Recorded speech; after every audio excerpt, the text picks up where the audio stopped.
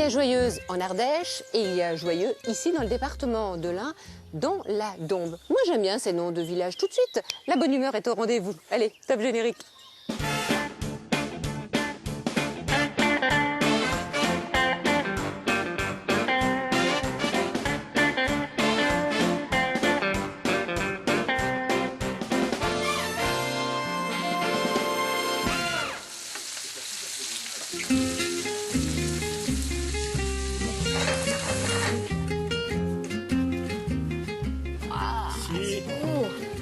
Régalez-vous. On va se régaler. Merci. Oui, ben c'est sûr, il n'y a pas de problème. Hein. Merci Sandrine. Belle cuisse. Canette des Dombes, caramel de carotte à l'orange. Merci Anne-Sophie, merci beaucoup. C'est délicieux. Poulet fermier Prince des Dombes aux morilles. C'est vraiment très très bien fait. Les morilles sont splendides.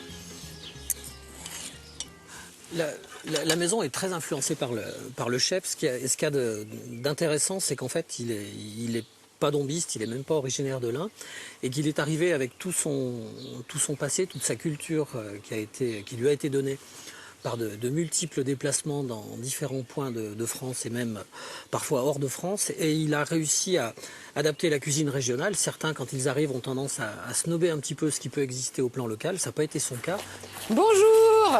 Je crois que ça mérite d'être souligné. Bonjour Anne-Sophie. Oui, oui, très bien. Alors, à Joyeux, la ville est en bleu, avec des gens heureux, c'est ça? Voilà, donc tu vois, Joyeux en plus. Donc bienvenue chez nous. Donc la bicyclette bleue t'accueille. Mais alors pourquoi bicyclette bleue? Parce qu'on fait le lien entre la location de vélos. On a un peu une spécificité, c'est qu'on loue des vélos pour pouvoir se promener dans la Dombe avec des circuits. D'accord. Vous êtes installée ici, Anne-Sophie, depuis combien d'années? On est là depuis 14 ans qu'on a posé nos valises voilà, à Joyeux. Ici, j'ai posé mes valises, j'ai tellement été bien accueilli dans la région que... Je vais y repartir. Voilà. Mais je crois que nous allons partir, Vincent. Allez, suis-moi. Hop là. Allez, viens, il n'y a personne. Il n'y a personne? C'est bon. Hop là. Au fond, tu as une sorte de petite cigogne. Des hérons, ouais. Et là, dans toute cette partie-là, après, tu as les canards qui nichent. Ouais, là-bas, regarde, là-bas, tu as une petite aigrette. Au fond, tu as une sorte de petite cigogne.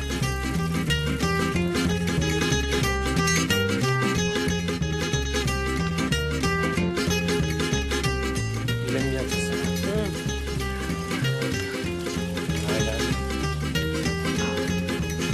Il aime bien tout ça. Allez, Dupont, Dupont. Ouh là là. C'est quoi, c'est une tour? C'est une ancienne tour de guet. Ouais. En briques rouges. Tout en briques rouges. Tous les monuments dans le coin sont pratiquement en briques rouges. D'accord. Tu as l'abbaye de Notre-Dame, la tour du Planté, le château de Bouligneux, tu as le château du Montelier aussi. D'accord. Et c'est tout en briques. D'accord. On est bientôt arrivé là? Ouais. Bon, ça va, parce que je commence à être fatiguée. Ça y est, on arrive là. Oui. Voilà, l'abbaye de Notre-Dame. Abbaye Notre-Dame des Dombes, communauté du Chemin Neuf. Ah ouais. Alors voici Notre-Dame des Dombes. Ça a été construit, je crois, en 1860, c'est ça? C'est par les moines cisterciens. moines cisterciens. Et c'est eux qui ont asséché. Voilà, c'est eux qui ont commencé à sécher les marais et qui ont fait après, qui ont construit les étangs. Ah oui, d'accord, c'est les marais, d'accord. Pour pouvoir faire la pisciculture, pour pouvoir élever les poissons. Le début de la Dombe. Et aujourd'hui, les moines qui habitent ici cultivent les jardins, les vergers. Hein, là, donc il y a pas mal de fruits et légumes. Ouais, donc à droite, tu as tous des pommiers. Là, ils font du jus de pomme. Un peu plus loin, ils ont des élevages de veaux. Donc ils vendent toute leur production au magasin. Ah bon, on va y aller. Et puis peut-être que je peux trouver un remontant. J'ai mal de partout. Alors, qu'est-ce que tu m'as trouvé? Donc la musculine, donc c'est un petit fortifiant. Tu veux goûter? Je vais goûter, puis je te dirai après ce qu'il y a dedans. Une pâte de fruits. Oui, c'est bon. C'est bon. Eh ben, c'est à base de bœuf séché, avec du miel, des oranges, du coin. Ah ouais. Tu fais partie de l'association des restaurateurs de la Dombe. Ouais, les cuisiniers de la Dombe. Cuisiniers de la Dombe. Donc on est une association qui regroupe 19 restaurants, donc toutes spécialités donc, dombistes. Allez, on y va. Ah, c'est bien agréable, un peu d'ombre, hein, Ouais. avec ce temps changeant. Bon, mais je me sens que... Ça va, toi? Ah, moi, je suis en pleine forme. Non. Tu veux faire une course? Allez. Allez, allez, allez, allez, allez, allez, mais allez, attends. allez, allez, allez. Hé, bouge-toi. Mais je peux pas. Allez, Vincent. Allez. Je peux pas. Si, on fait la course. Youhou, je suis en pleine forme, moi. Vincent. Attends-moi.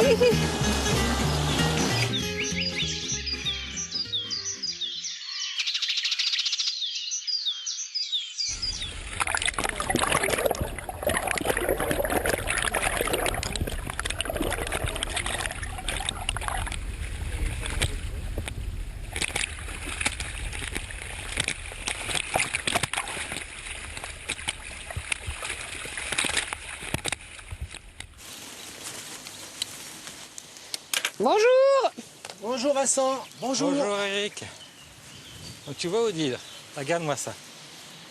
Ça c'est ce qui me donne envie justement de travailler les produits de la Dombe pour leur rendre honneur. C'est des gens comme ça qui magnifique. travaillent dur pour avoir des Je bons ne serre produits. pas la main, le cœur y est, hein. Viens voir, on va regarder ça. Waouh, elle est belle. Attends, elle fait combien ça?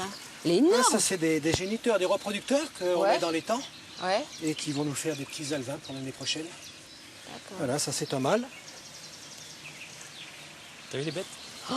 C'est impressionnant, hein. Ouais. Eric, il y a combien d'étangs dans cette région de la Dombe? Ah, la Dombe est connue pour être le pays des 1000 étangs. 1000 étangs, oui. Mais en effet. réalité, il y en a 1200, 1200 étangs Ouais. qui représentent 12 000 hectares à peu près. Voilà. Et ils sont tous poissonneux?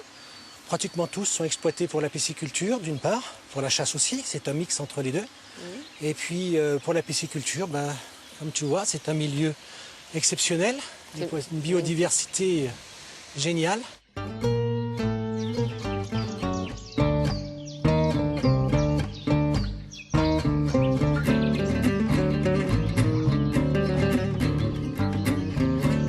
Je Oui. vais y aller parce que j'ai du boulot. justement. Oui, tu as une recette à préparer peut-être, hein? Voilà, Oui. et tu vas voir, c'est sympa. Eh bien, moi, je vais en profiter pour visiter votre pisciculture.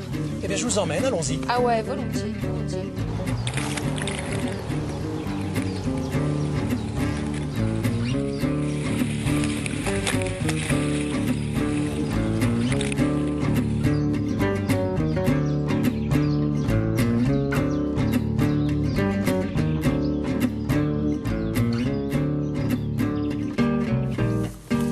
Eric, pisciculteur, c'est un métier passion? Ah oui. J'ai 3 passions dans la vie. Les 3 passions qui se tournent autour de la même chose, c'est la Dombe, les étangs et mes poissons. Alors vraiment, surtout la Dombe. J'ai vraiment une passion pour cette région parce que on est dans cette région déjà depuis 5 générations. Oui, et en exerçant ce métier, pisciculteur? Tout à fait. Mon arrière-grand-père le faisait, mon grand-père l'a fait, mon père le fait et mes enfants le font maintenant. Ah ouais, c'est super. Voilà. Ici, Ouais. vous êtes sur mon lieu de stockage où on amène tous les poissons qui sont pêchés dans les étangs en période hivernale. Oui. Ils sont stockés dans ces bassins en attendant d'être repris. Ils sont stockés suivant les variétés. Donc on a, comme je vous disais, de la carpe, du brochet, des gardons, des tanches, des silures. Alors, je vous demandais, Eric, pourquoi des cordes comme ça qui sont Alors, mises on a des cordes en travers des bassins. C'est pour empêcher, si on ne met pas des filets, c'est pour empêcher les oiseaux d'atterrir. Les oiseaux piscivores. Oui. En fait, ils vont pas être, comme avec les cordes, il va surtout les empêcher de décoller. de remonter, oui, d'accord. Ils vont voir qu'il y a des cordes, ils vont donc pas atterrir. Et on met nos poissons à l'abri de la prédation des cormorans et des hérons. Ah oui. Si on faisait rien, ils viendraient se régaler quand même. Et les moustiques? Y a-t-il des moustiques ici? Ah non, il n'y a pas de moustiques là. Il n'y a pas de moustiques Avec du tous tout. ces étangs? Non, il n'y a pas de moustiques, parce que les poissons sont de grands amateurs de larves de moustiques. Donc, au fur et à mesure que les moustiques arrivent et viennent prendre leurs œufs, tout est bouloté. Alors Pierre va s'occuper de l'approvisionnement de l'atelier de transformation et il récupère au fur et à mesure les poissons qui sont commandés, il les pêche dans ses filets et les amène à l'atelier de transformation pour en faire des goujonnettes, des darnes de la chair avec laquelle on fait des quenelles de carpe. Et combien de tonnes de poissons ou de kilos sont transformés? Alors, en moyenne, en cette période, on transforme entre 4 et 600 kilos de poissons par jour. Et en période hivernale, où vraiment la consommation est plus importante, on va jusqu'à 1500-2000 kilos par jour. Ah oui.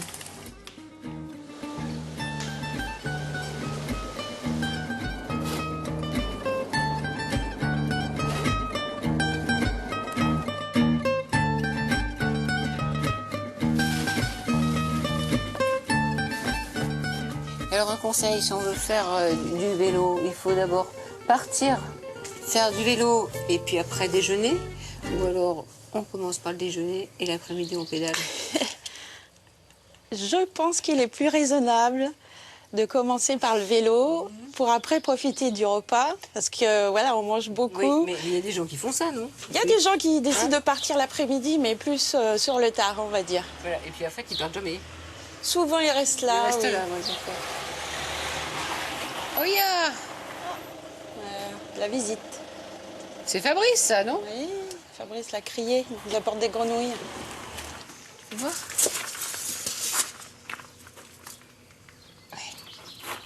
Il a été tué toujours? Ce matin. Mais elles viennent pas d'ici. Non, ça c'est de grenouilles qui arrivent vivantes et qu'on tue à Bourg. D'accord. Mais, elles viennent de Turquie, non? Ça, Ouais, c'est ce qu'on appelle la Rana esculenta. Je vais la mettre dans le bassin, je vais sauver une grenouille. J'ai sauvé une grenouille! Je la mets là? Elle peut aller là? Oui. C'est un mâle ou une femelle, ça? Hein? Elle en revient pas, là. Elle comprend pas ce qui lui arrive. Bon, voilà, c'était pas prévu, mais j'ai voulu sauver une grenouille. Donc Odile, on va préparer la spécialité de la maison, le tartare de carpe avec une vinaigrette de tomate à la menthe. Alors, il nous faut... Donc il va nous falloir des filets de carpe, des oignons nouveaux, on a des tomates, la feuille de menthe, des citrons, donc de l'huile d'olive, du vinaigre de tomate. Là on a des blancs de poireaux émincés, des gousses d'ail, des œufs de truite ou de saumon, des baies roses et du riz à sushi. Là on va un peu de sucre. Et un peu de sucre. Ok. Donc là les carpes, tu les as vues avec Eric ce matin. Il n'y a pas d'arête, là? Là, non. Et puis comme on les coupe tout petits, on les sent, ce qui peut rester, on les sent pas. C'est ta seule façon de préparer ce poisson, la carpe? Oh non, j'ai plein d'autres façons de la préparer. On peut la travailler en rillette, on peut la travailler en soufflé, on peut la travailler en quenelle, on peut faire des dartois. Bon, alors on a nos petits dés de carpe. Voilà, nos petits dés de carpe. Maintenant, on va prendre les oignons nouveaux. Donc là, on les émince.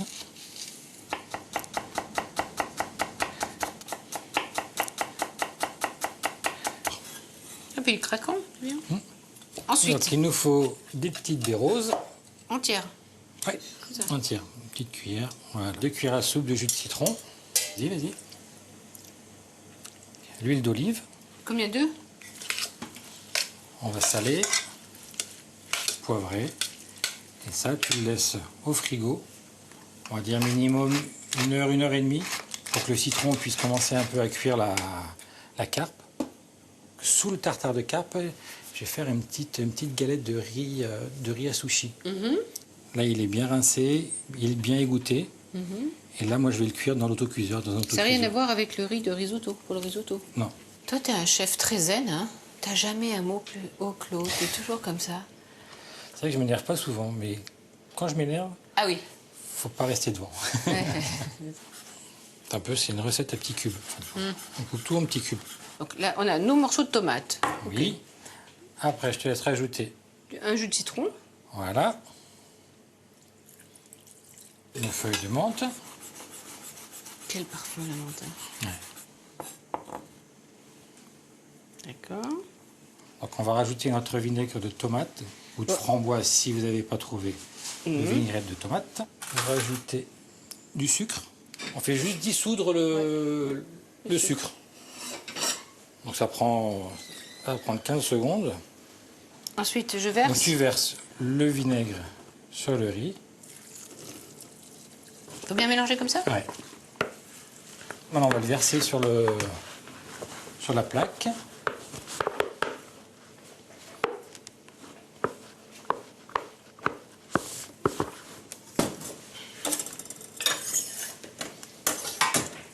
puis on étale bien.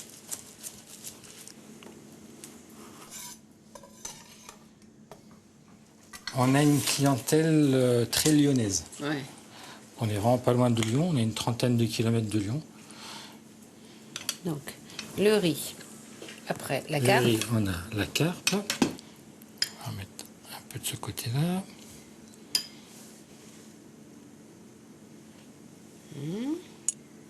Voilà. Oui, blanc de poireau et de l'ail frit. D'accord. Voilà. Moi, je fais partie des gens qui avaient des préjugés sur la carpe. Hein. C'est bon. Très, très, c'est très, très bon. C'est super. C'est frais. En Voilà, plus, c'est vraiment ça. un plat d'été, je trouve. Hein. Bravo, chef. Merci. Bon, avec plaisir, grande modération. Surtout que je vais Ok. prendre la route, là. Je vais partir en direction de Vosne, sur la route des Vins du Bugey. Oh, bah, tu vas pas être déçu, tu vas voir, c'est très très joli.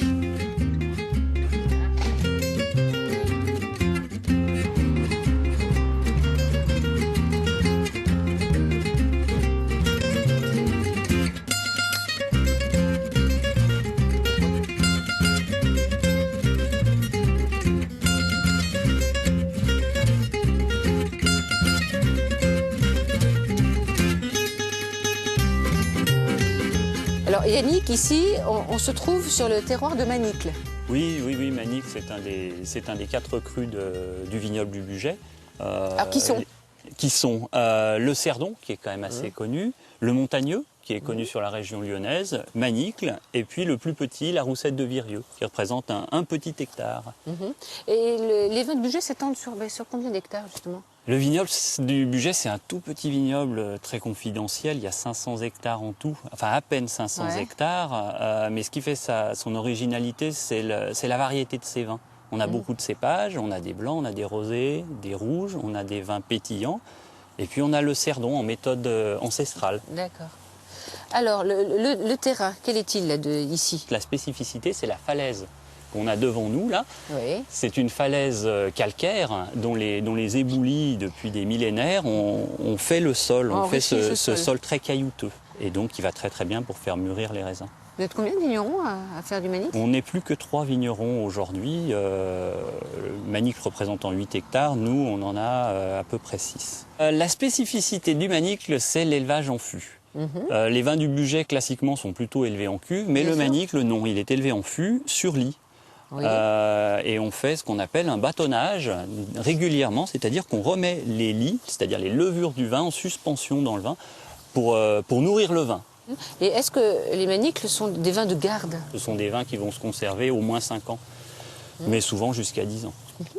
Dites, moi je trouve que maintenant on en parle bien des vins du Bugey. Qu'est-ce que vous avez fait? Depuis une quinzaine d'années, oui, on a fait beaucoup de choses, on a beaucoup progressé. Yannick, comment appelle-t-on un collectionneur de tire-bouchons? Vous savez, vous? Il sait, lui? Il me semble que c'est un élixophile. Ouais, bravo Yannick. Servait pour déboucher. Jo Carlet est élixophile ou pomelcophile. Oui, il collectionne les tire-bouchons. Avec son ami Jean Chaudet, ils organiseront une exposition au caveau bugiste du 29 juin au 1er juillet. 1000 tire-bouchons raconteront leur histoire. Alors, ce qu'on appelle le blaireau, c'était pour dépoussiérer la bouteille. Voilà. Alors, quand on déplie tout le tire-bouchon, ça fait une belle petite longueur. Ici, ils ont chacun déjà leur valeur personnelle, je veux dire. Après, moi, pour mettre un prix, non, c'est pas mon problème. Voilà.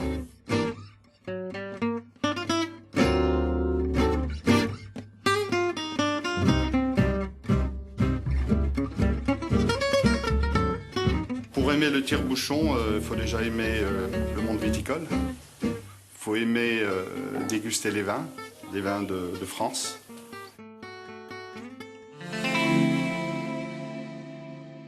Oula, Tu veux peut-être que je t'aide, Odile? Qu'est-ce que tu nous as trouvé là? ça y est. Ah, c'est à quoi celle-là? Attends, c'est de la tomate. Ça va être bon ça. Attends, carpe, tomate séchée et olive. Ouais, j'en ai trouvé au brochet et aux cendres. Je les ai ramenés de chez Liatout. tu sais, Chez Eric, ouais. Ouais, chez Eric, ouais. Ah ouais, ça Parce c'est. qu'ils transforment après. Ils sont super bons en plus. Si t'aimes bien les produits, je vais te présenter un produit régional. Ils mon fournisseur de fromage de chèvre. Ah oui, il est dans le coin? Ouais, je vais te montrer, c'est pas très loin en plus. Donc là, on a des petits crottins de chèvre, on a une tome de chèvre, du chèvre frais. Et ça, c'est une petite confiture de vin qu'on fait avec. Alors regarde, retourne-toi. Ah, la treille. Avec la treille, ouais. Ah Donc ouais, tous les ans, on la vendange et puis on fait notre petite confiture. Bon, et il se Voilà. trouve où ce producteur? À Marlieu, tiens, regarde. Marlieu. Donc toi, Marlieu, c'est là. Bah, si tu veux, tu peux aller les voir. Un tour de vélo? Ouais. Ou en voiture? En vélo, c'est pas loin. Ouais. Je vais faire tout ça, là. Voilà. À vélo. Ouais.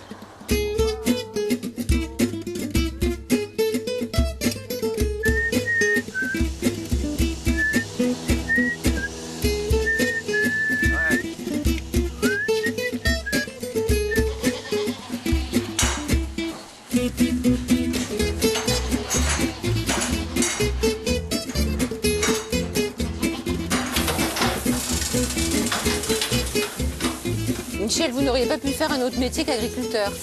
Ah, c'est une tradition familiale chez nous. Et c'est un métier qu'on aime bien. C'est la ferme de mon grand-père ici. Donc, Oui. Alors aujourd'hui, vous avez un cheptel de combien? 220 chèvres. Et qui me mange alpines. Combien? 220? J'ai pas écouté, j'ai pas entendu votre réponse. Parce que comment je fais là? Comment je fais? Tu me la lâches?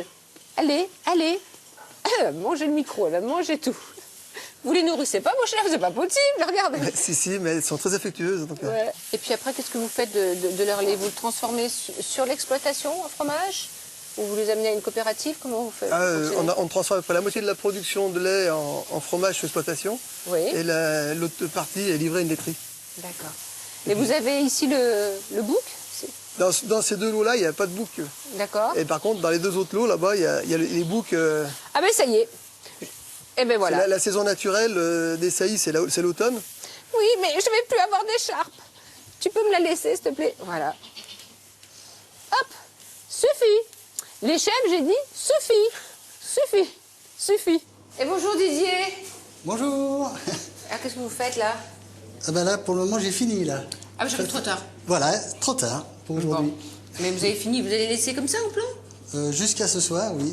Donc on a moulé ce matin, on a salé et maintenant ça égoutte jusqu'à ce soir. Donc je vois des formes différentes. Donc Voilà. il va y avoir différents fromages? Exactement. Il va y avoir quoi alors? Suivant le moule, on fait des différents fromages qui vont partir soit dans des restaurants, des magasins, etc. Il faut commencer par le plus frais, le Villardin. Oui. Ah. Pas fort. Ah, pas du tout, quand c'est frais, c'est pas fort du tout. Mais plus il sèche et plus le goût se développe. Alors celui-ci doit être le max. Ah, ça c'est le max, voilà. Un fromage qui a 6 mois ou 8 mois. Et je mange la croûte? Ah oui, tout se mange. Tout se mange. Il n'y a pas de croûte, hein. C'est une moisissure bleue qui se développe à la surface. Et c'est une moisissure, je la mets pas. Elle vient naturellement, elle passe de fromage en fromage. Moi, je mets pas de bleu sur mes fromages. Oula.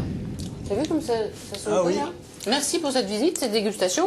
Voilà. Je vais reprendre le vélo. Eh ben oui, parce que le temps de faire la route. C'est pas mon truc, ça.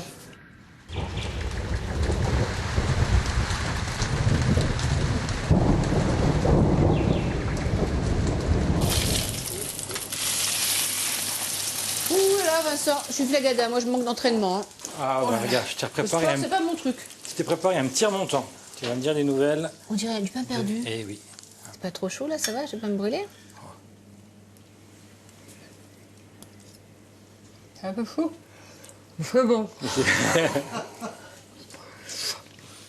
C'est le meilleur que j'ai mangé. Eh Pain ben, perdu. tant mieux. Ah ouais. Ah Bravo, bah viens bravo. avec moi.